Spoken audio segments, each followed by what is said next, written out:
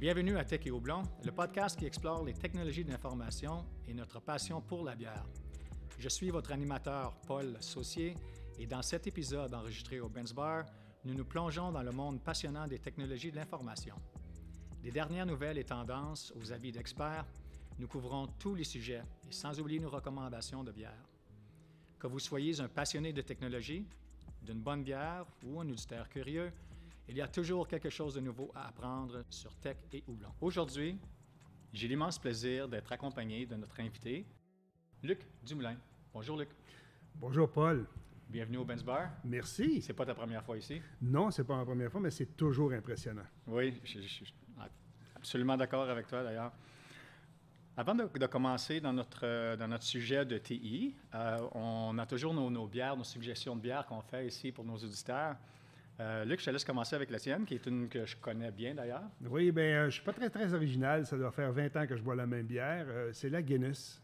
Ça me rappelle légèrement mon café noir du matin. Alors, oui, cheers sur une Guinness. Ça veut-tu dire que tu prends ça le matin aussi? Ou? Non, je prends le café le matin. OK. Malgré qu'il y a une bonne Guinness matinale, il n'y a rien de wrong avec ça. Jamais essayé.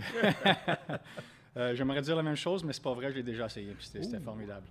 Moi, de mon côté, j'ai une IPA de la brasserie Nouvelle-France, qui est 6,5 % d'alcool. Donc, je vais aller quand même assez du côté léger durant notre podcast. Mais ça a l'air d'une super bonne bière, puis j'ai vraiment hâte d'essayer. On commence. Donc, Luc, évidemment, tu as peut-être écouté notre podcast, j'espère. Tu dois savoir que une des choses que j'aime vraiment faire pour commencer, c'est juste à connaître l'individu avec lequel on parle. Oui. Donc, j'aimerais savoir un peu plus Donc, j'aimerais savoir un peu de background sur toi. Bien, écoute, ça fait... je ne suis pas jeune quand même, là. J'approche la soixantaine. Ça fait presque 40 ans que je suis dans le domaine. J'ai commencé comme développeur sur Système 34 et Système 36 en 1984. Et j'ai fait plusieurs entreprises, 34-36. Éventuellement est arrivé l'AS400 en 1988. J'étais en mode 36 sur AS400, mais c'était la nouvelle Babel, c'était le nouveau le show in town où il fallait absolument aller dans une place où il y avait un AS400. Puis on est passé d'AS400 à iSeries, puis éventuellement, il y a une quinzaine d'années, à IBMI. J'ai fait toutes sortes d'endroits. J'ai été consultant. J'étais à mon compte pendant 13 ans. J'ai travaillé dans la région d'Ottawa. J'étais directement relié, par exemple, avec la Monnaie royale canadienne. J'ai même vécu le jubilé d'or de la reine.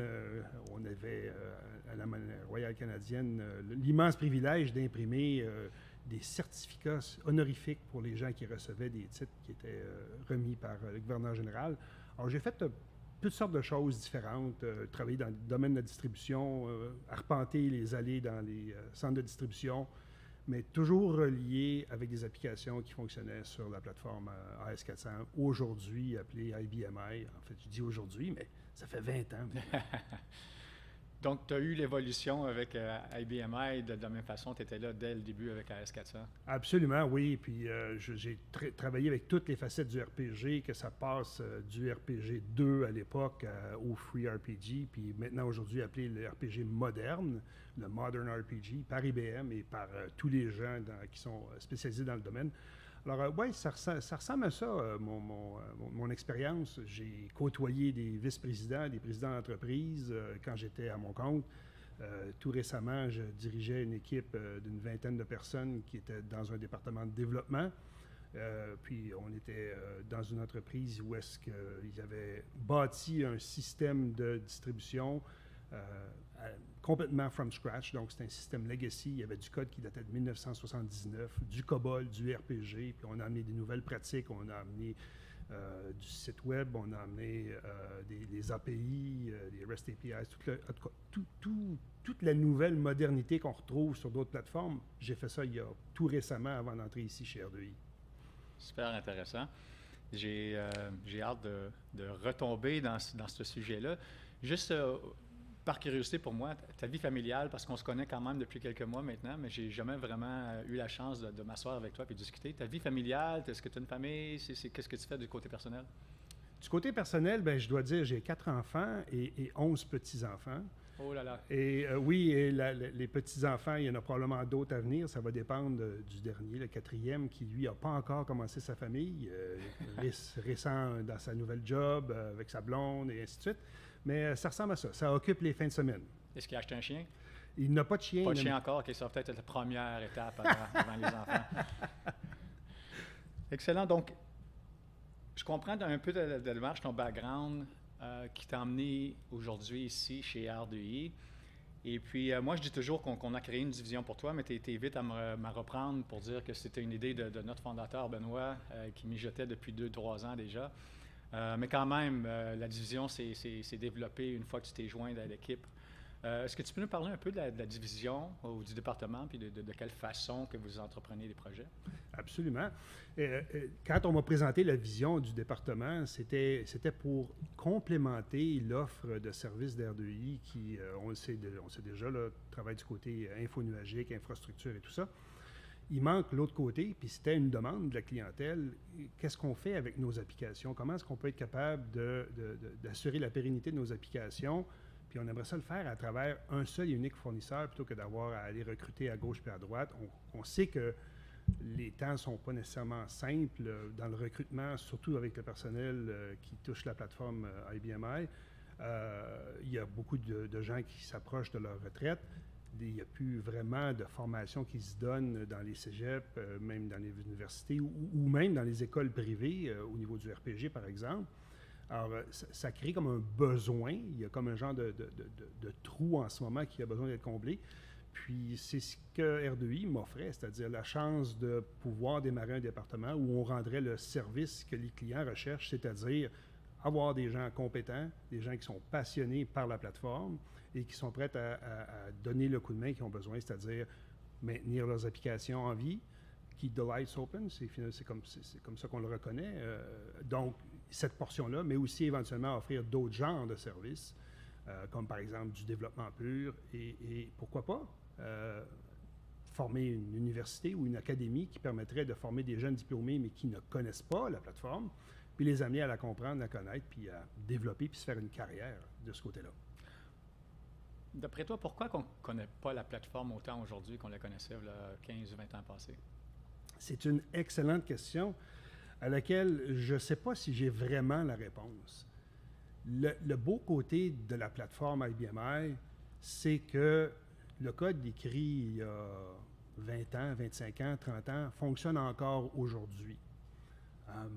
Je ne connais pas d'application Windows fait maison qui fonctionne après 25 ou 30 ans. J'en connais pas. Il y en existe peut-être, dans les musées sûrement, mais qui sont d'actualité, non. Ça a toujours été remplacé. Il y a des investissements de façon perpétuelle qui ont été faits par les entreprises pour remplacer leurs applications et suivre le marché. Du côté IBMI, ce qui en fait la force, c'est que ce qui a été écrit en 1979 en RPG ou en COBOL fonctionne encore aujourd'hui.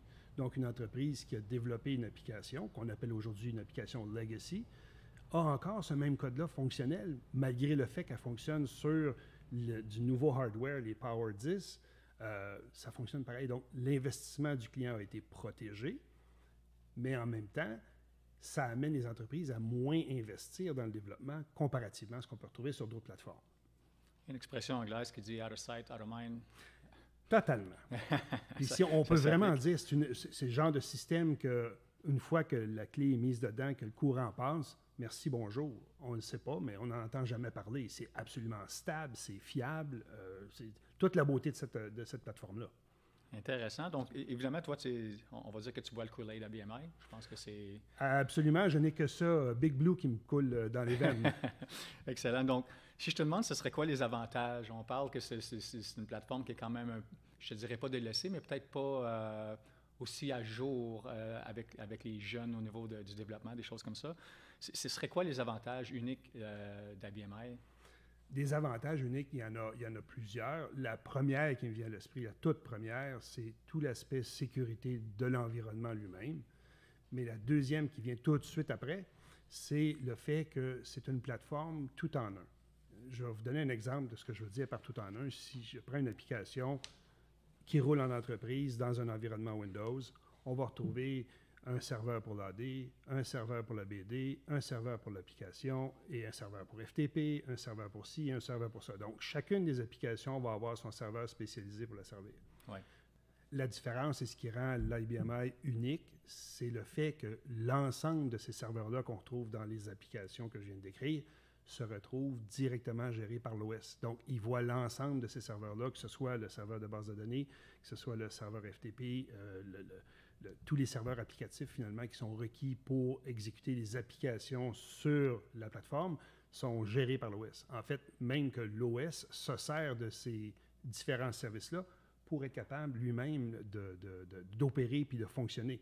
Ce qui m'assure que quand la plateforme, après un reboot par exemple, quand la plateforme est disponible, je sais que 100% de ces services-là sont déjà disponibles puisque l'OS en a besoin pour être capable de fonctionner. Intéressant. Est-ce que c'est...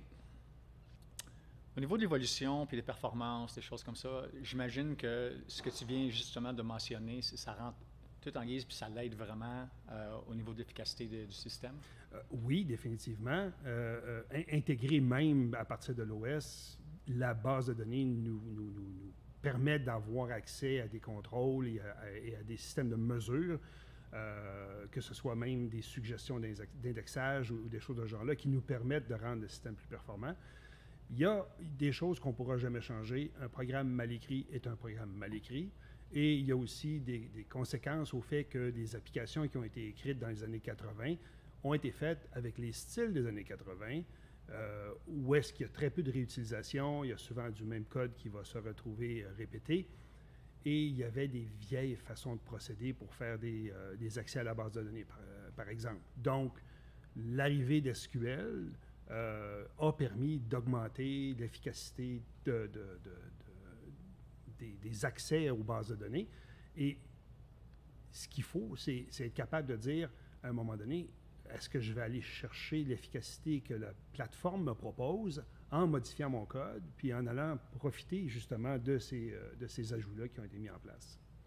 On entend souvent parler de Agile. Est-ce que c'est quelque chose qu'on peut utiliser avec IBMI quand vous faites vos projets? Est-ce que vous considérez les systèmes Agile? Bon, Agile, DevOps, des mots-clés qui sont dans l'industrie depuis un certain temps maintenant. Tous les projets ne peuvent pas être développés en mode Agile ou Agile, peu importe la plateforme. La portion agilité, c'est une façon de traiter un projet qui nous permet, sur des sprints, d'être capable de générer des artefacts de façon rapide. On peut le faire très bien avec du développement IBMI, mais c'est la structure du projet, c'est le mandat qui va faire en sorte qu'on peut ou on ne peut pas utiliser ce genre de façon de faire. Ensuite, toute la portion DevOps, longtemps, on n'a pas eu rien de disponible sur la plateforme de façon immédiate. Aujourd'hui, il y a une panoplie de fournisseurs qui gravitent autour justement de l'IBMI qui nous permettent d'avoir accès à toute la portion DevOps au niveau conception, mise en production et ainsi de suite. Alors, pour répondre à ta question, je te dirais, c'est aujourd'hui quelque chose qui est totalement disponible et tout à fait là. Parfait. D'après ton expérience, et puis je pense que je connais la réponse, mais je veux faire certain que je connais la réponse, puis j'ai la bonne réponse. Est-ce qu'il y a des silos, est-ce qu'il y a des industries particulières avec ton background, ce que tu vois à IBMI, que c'est un fit parfait pour cette industrie-là? C'est sûr que ma réponse va être biaisée par rapport à mon parcours. Je te dirais que très lourdement, tout ce qui a rapport à la distribution en général, on va retrouver des systèmes IBMI. Je vous donne des exemples au niveau de distribution, là, puis ça va sonner une cloche aux gens qui écoutent ce podcast. Si on parle de Rona, si on parle de Bureau en gros, Staples, on va sur leur plancher. Canadian Tire, la même chose. On voit des écrans verts sur le plancher, puis c'est carrément, ce sont des IBMI qui sont en arrière. Toute la gestion de l'inventaire est faite sur ce genre de plateforme-là. C'est là depuis des années et ça continue à y être. Et ces entreprises-là n'ont absolument pas l'intention de remplacer les systèmes qui sont efficaces, performants, stables et sécuritaires par quoi que ce soit d'autre. Alors, des succès en entreprise, il y en a définitivement. Écoute, tu viens de mentionner des outils, des ressources qu'on utilise à l'interne au niveau du développement qui sont disponibles pour IBMI. Est-ce que tu peux étendre un peu, nous parler un peu plus de ce sujet-là? Absolument. Juste une chose que je veux qu'on précise tout de suite par rapport à l'offre de service de R2I, on ne fait pas de développement à l'interne. Le développement qu'on fait, on le fait chez le client, pour le client. On va utiliser les outils que le client met à notre disposition.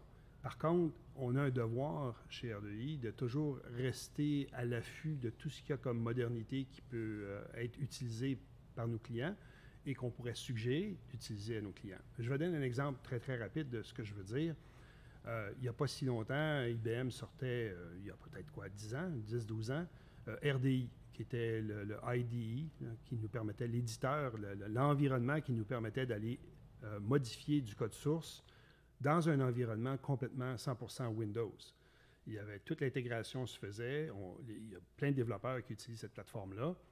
Aujourd'hui, avec Merlin, qu'IBM a dévoilé il y a à peu près 1 an et demi, on a VS Code qui est maintenant disponible, qui est un éditeur grand public. Il doit y avoir 5 ou 6 millions de développeurs dans le monde qui utilisent VS Code. Très populaire, oui. Il est très, très populaire. Et il y a maintenant, dans le marketplace, des add-ons qu'on peut utiliser, downloader, qui font que VS Code se connecte à l'environnement IBMI. Et les développeurs peuvent absolument tout faire ce qu'ils faisaient sur un écran vert à partir de la seule plateforme VS Code. C'est vraiment fantastique. Ça, c'est un des exemples de nouvelles technologies qu'on peut intégrer du côté du IBMI. Et cet élément-là, il n'est pas à négliger parce que si je prends des nouveaux, des finissants qui sortent des universités, par exemple, ou des cégeps, ou même des écoles privées, ils ont tous travaillé et utilisé VS Code. S'ils s'en viennent chez moi puis je leur montre un écran vert pour leur dire « Voici avec quoi tu vas éditer ton code », on ne les gardera pas longtemps, c'est sûr. Alors, il y a tout intérêt à ce qu'on utilise les nouvelles technologies, tout ce qui est disponible. Je faisais allusion à Merlin tout à l'heure.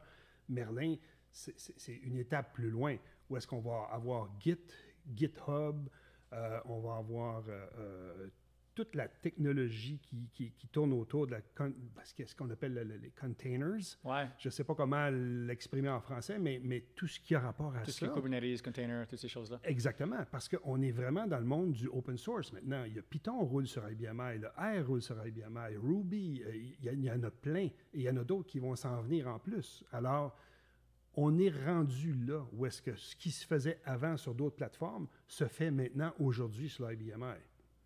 C'est peut-être ça un petit peu, hein, le retard aussi qui a peut-être basculé les gens un peu, hésité peut-être de s'informer au niveau, je m'en allais dire, AS400. Puis tu m'as fait une mention tantôt qu'AS400, c'est comme mentionné pour les PC.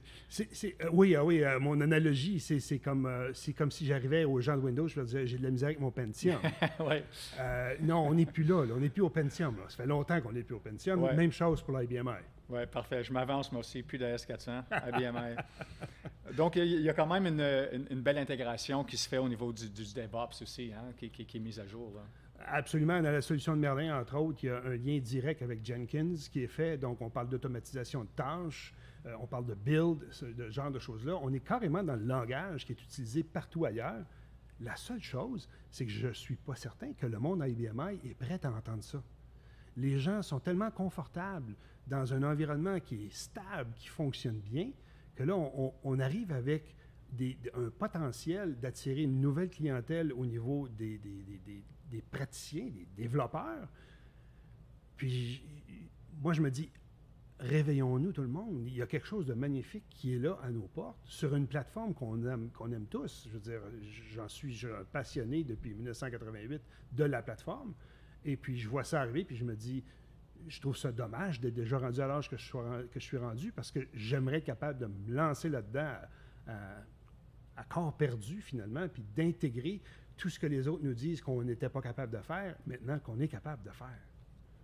Intéressant, la façon, ton angle que tu viens de mentionner. C'est très intéressant. C'est quelque chose que j'aimerais ça faire un peu plus de digging pour aller trouver ces réponses. Je te dis qu'éventuellement, dans l'équipe ici, on va avoir des gens qui vont avoir pris le temps de l'examiner, puis on pourra peut-être même faire un podcast spécifique qui s'adresserait aux développeurs à IBMI pour leur dire « Regardez ce qu'on peut faire. On a l'expertise. Si vous voulez, on va prendre du temps et on va vous montrer comment ça fonctionne. » J'aime ça. Je garde ma job pour un podcast de plus. OK. Là, on parle de tout ça, on parle de l'intégration, on parle du développement. Au niveau, évidemment, il y a un côté dollar qui s'ajoute à tout ça. Est-ce qu'il y a des avantages en termes de coûts qui sont associés avec IBMI? Écoute, il y a définitivement des avantages. C'est une réputation qu'IBM a laissé traîner trop longtemps avec la plateforme IBMI, où c'était une plateforme qui était dispendieuse. Il fut un temps où c'était vrai. Je ne crois plus que ce soit vraiment le cas, à moins qu'on tombe dans des systèmes qui soient énormes. Mais quand on parle de systèmes énormes, de toute façon, si on se compare avec la compétition, on va avoir des coûts qui vont être élevés de toute façon. Alors, toutes choses étant égales, l'IBMI se retrouve souvent dans des moyennes et des grandes entreprises. Il y avait récemment une étude qui est sortie en avril 2023 du groupe Forrester. Et le titre de cette étude-là, c'est « The Total Economic Impact of IBMI ». Puis, ce qu'on y fait mention là-dedans, c'est qu'il y a un ROI, un retour sur investissement de 191 % avec une moyenne d'économie sur 3 ans, là, ralliée aux arrêts de système, par exemple, de 1,1 million, puis des productivités accrues d'utilisateurs de 1 million. Je ne sais pas comment ça se compare avec d'autres plateformes, mais une chose que je sais, c'est qu'il y a définitivement, avec la plateforme, des gains qui sont là, définitivement. Superbe. Tu as mentionné brièvement open source. Je sais que ce n'est pas du tout dans le contexte qu'on parle présentement, mais une des choses que je trouve formidable du open source, c'est l'esprit communauté. Est-ce qu'il y a un genre de communauté autour de IBMI ou des user groups, des choses comme ça, surtout ici au Québec ou au Canada? Il y a définitivement un user group qui est très, très actif au Canada, qui est le Toronto User Group, le TUG. D'ailleurs, moi, depuis que je suis chez RDI, je fais partie du TUG. Il y a eu des conférenciers hyper intéressants, que ce soit des gens d'IBM, que ce soit des gens qui soient des représentants des fournisseurs qui offrent des solutions DevOps, entre autres, sur IBMI. Je pense que c'est le meilleur forum pour apprendre, pour comprendre qu'est-ce qu'il y a de disponible sur la plateforme, sans être obligé de faire venir un fournisseur puis d'être pris à entendre le pitch de vente du fournisseur en question. Donc, c'est comme un forum ouvert où on entend parler des nouvelles technologies, de ce qu'il y a de disponible. Et moi, je trouve que c'est fantastique. J'ai appris énormément dans les derniers mois, juste à entendre les conférences une fois par mois au TUG. Et là, il faudrait parler de Common. Common, qui est une organisation qui est internationale, qui organise des conférences, qui a un profil de cours qui existent en ligne, qui sont disponibles aux gens qui en sont membres. C'est pas tellement dispendieux, mais voilà une autre belle organisation qui est reliée directement et spécifiquement au monde du IBMI, qui est disponible pour tous.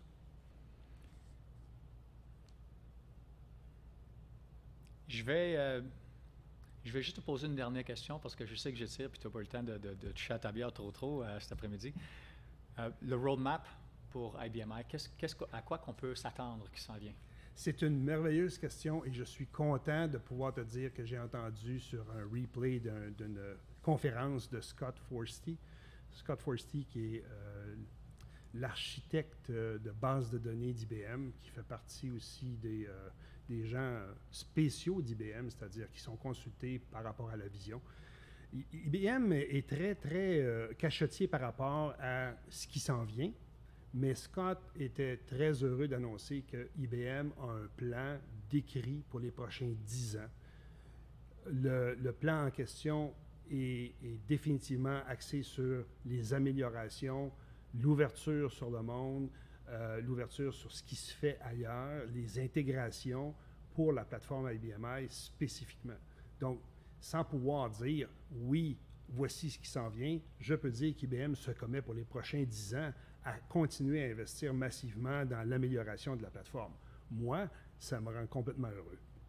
On peut voir aussi, même comme tu disais, expliquais tantôt avec le containerization, des choses comme ça, c'est quand même des gros pas qu'IBM font pour s'approcher de tout ce qui se développe présentement.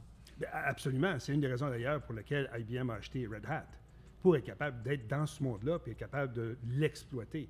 Alors, je ne sais pas ce que le futur va contenir, mais ça promet d'être intéressant et même, j'irais jusqu'à dire, excitant pour les prochaines années. On peut se l'imaginer un peu, hein? Absolument. Écoute, Luc, c'était un grand plaisir de te voir aujourd'hui ici au Ben's Bar. Je vais finalement te laisser la chance de prendre quelques gorgées de ta bière. Et puis, donc, un gros merci à nos auditeurs, un gros merci à toi pour ta présence aujourd'hui. Ça m'a fait très plaisir et oui, elle va être bonne.